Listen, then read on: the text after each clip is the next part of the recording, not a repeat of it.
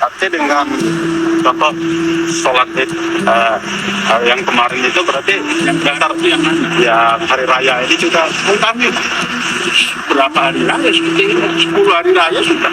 Maksud saya sudah menjadi dasar pemikiran juga. Yang maka dasar pemikiran itulah akal sehat. Akal sehat. Secara tidak langsung, Syekh Panji Gumilang menganggap Rasulullah Shallallahu Alaihi Wasallam tidak berakal sehat. Bahkan di sana bukan hanya sholat, rukun Islamnya itu dirubah, syahadatnya dirubah. Jadi di Al Zaitun perlu diketahui ada dua struktur, teritorial dan fungsional. Ada yang bagian pesantren, ada yang bagian gerakan bawah tanah. Lah ini yang tidak terpublish. Jadi memang ketika bicara santri, kurikulumnya masih dinas pendidikan, tapi ada hidden kurikulum ini yang tidak pernah dipublish. Jadi mengatakan bahwa syahadat itu bukan hanya tiada Tuhan selain Allah, tapi tiada negara kecuali negara Islam. Barang siapa bernegara selain negara Islam maka kafir.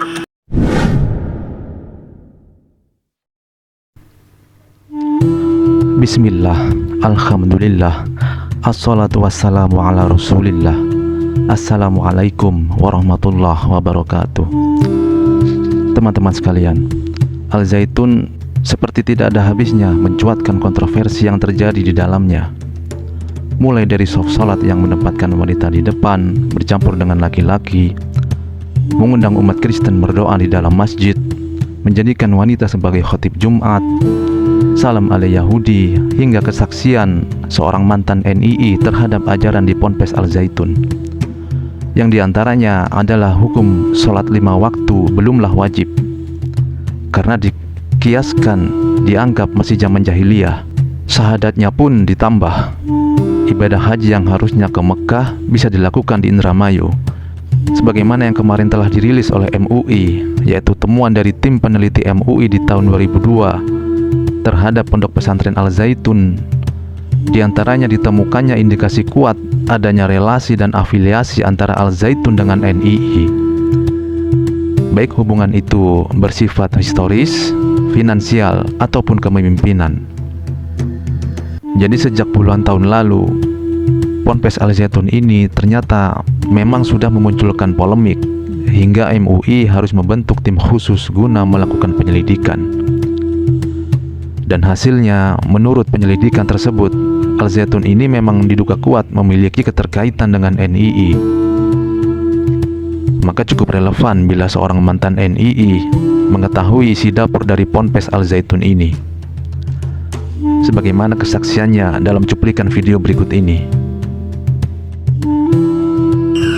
Ya, terkait temuan lain yang juga sudah kami sampaikan, bahkan di sana bukan hanya sholat, rukun Islamnya itu dirubah, syahadatnya dirubah. Jadi di Al Zaitun perlu diketahui ada dua struktur, teritorial dan fungsional. Ada yang bagian pesantren, ada yang bagian gerakan bawah tanah. Lah ini yang tidak terpublish.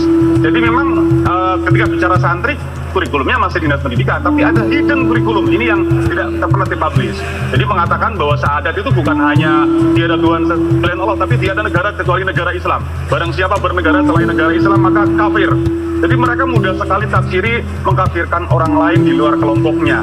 Terus sholat juga, ini bukan hanya berjarak, sholat itu belum diwajibkan, bukan dilarang ya, tapi belum diwajibkan karena menganggap Indonesia masih jahiliyah, jadi belum wajib sholat. Zakat juga dihitung sebagai satu gantaran kurma, puasa bukan puasa Ramadan, ibadah haji juga bukan ke Mekah, tapi ke Indramayu setiap tahun sekali satu Muharram.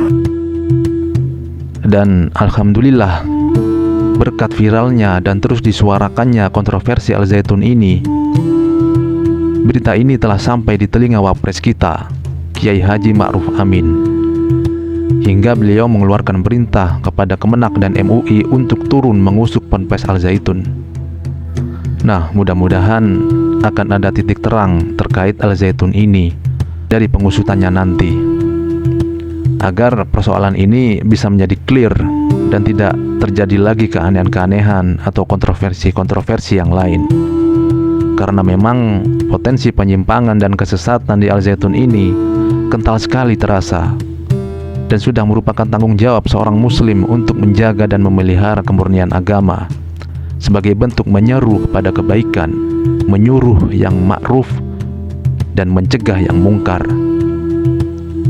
sebagaimana yang telah Allah perintahkan dalam Al-Quran surah Ali Imran ayat 104, yaitu hendaknya ada di antara kamu golongan umat yang menyeru kepada kebaikan menyuruh kepada yang ma'ruf dan mencegah dari yang mungkar. Merekalah orang-orang yang beruntung.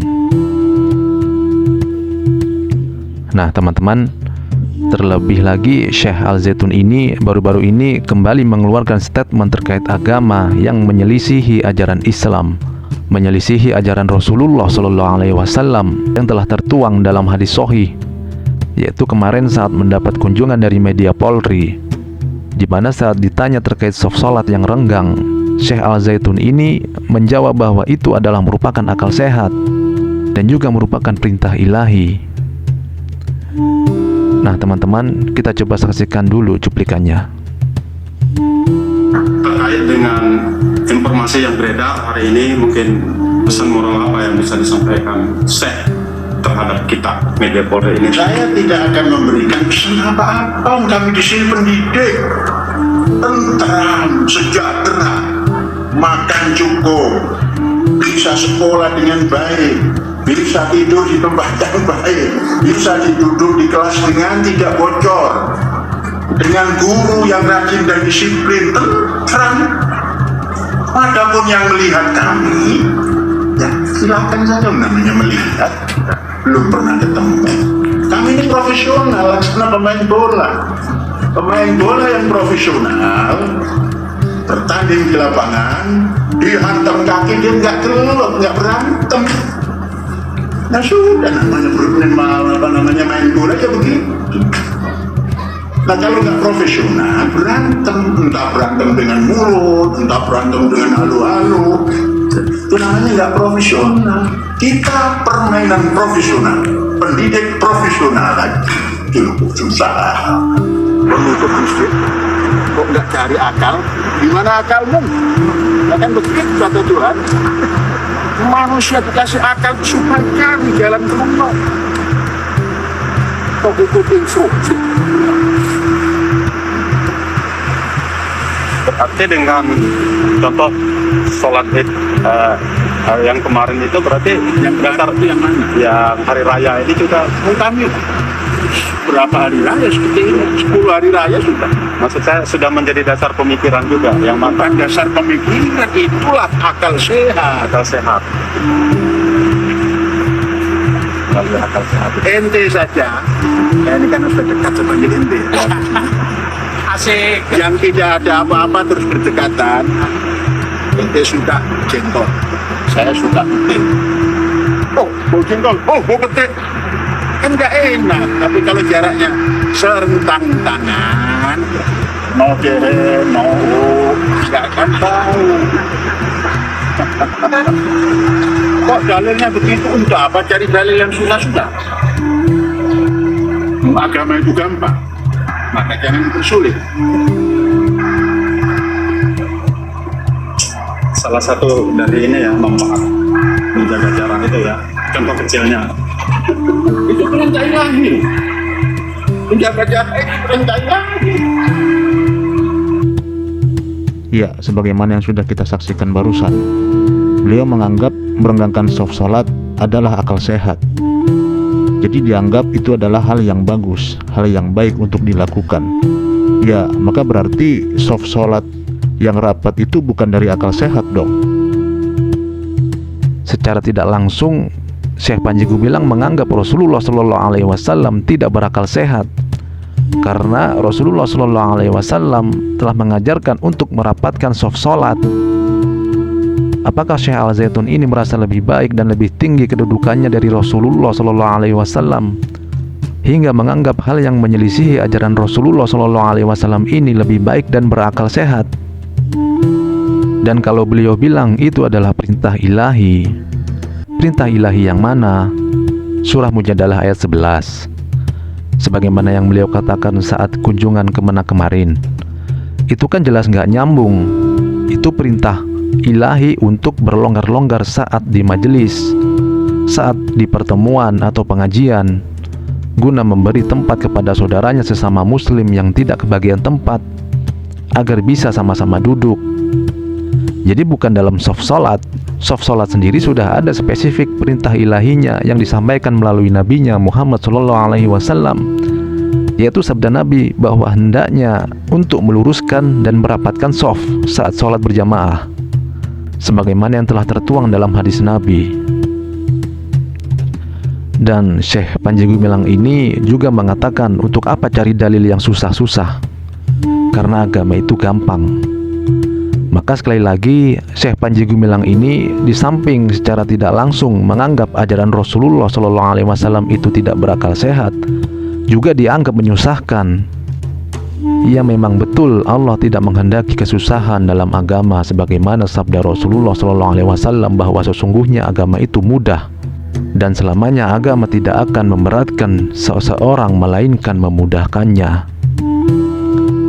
Juga firman Allah dalam surah Al-Hajj bahwasanya Allah tidak menjadikan kesulitan dalam agama.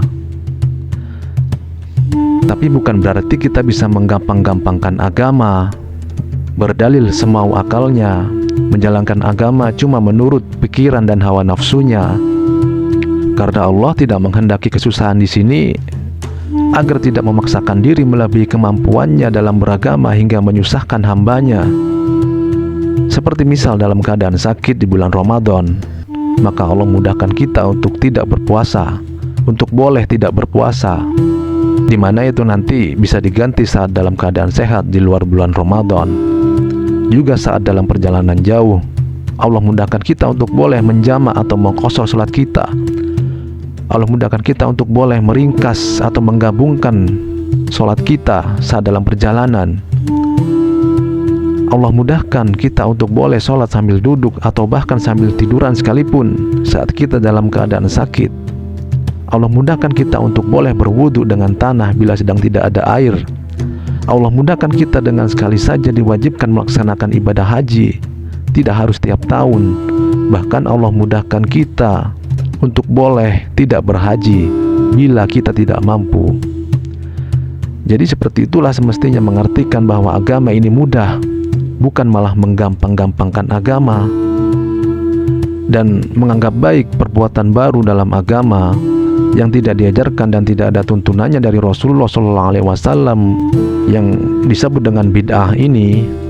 Menurut Imam Malik rahimahullah adalah sama saja menuduh Rasulullah SAW berkhianat terhadap risalah Islam.